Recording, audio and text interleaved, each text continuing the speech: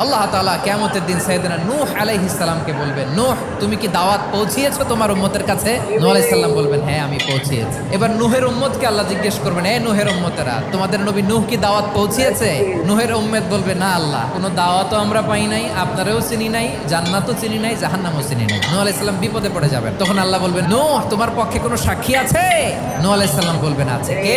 উম্মতে মুহাম্মাদী। তখন আমরা বলবো, আল্লাহ, আল্লাহর নবী নূহ আলাইহিস সালাম তিনি আপনি যা যা বলেছেন ঠিক তা তার উম্মতের কাছে পৌঁছে দিয়েছে। এবার নূহের উম্মতের সাথে আমাদের ঝগড়া লাগবে। তারা বলবে, তোমরা আসছো আমাদের হাজার হাজার বছর পরে, তোমরা কি করে জানলা? তোমাদের সাক্ষী ধর্তব্য হবে না? আমরা তখন বলবো, আমাদের কোরআনে তোমাদের নবীর নামে আল্লাহ তাআলা একটা সূরা নাজিল করেছেন, সূরাতে নূহ। দিন রাত এক করে তোমাদের কাছে তিনি দাওয়াত পৌঁছেছেন, সব আমরা জানি। আমরা যখন বলবো এই কথা, নূহের উম্মত চুপসে যাবে। তখন আমরা সত্য বলেছি কিনা এটা আল্লাহ তাআলা জানতে চাইবে বিশ্বনবীর কাছে। তখন বিশ্বনবী আমাদের পক্ষে সাক্ষী দিবেন। আওয়াজ করে বলেন আল্লাহু আকবার।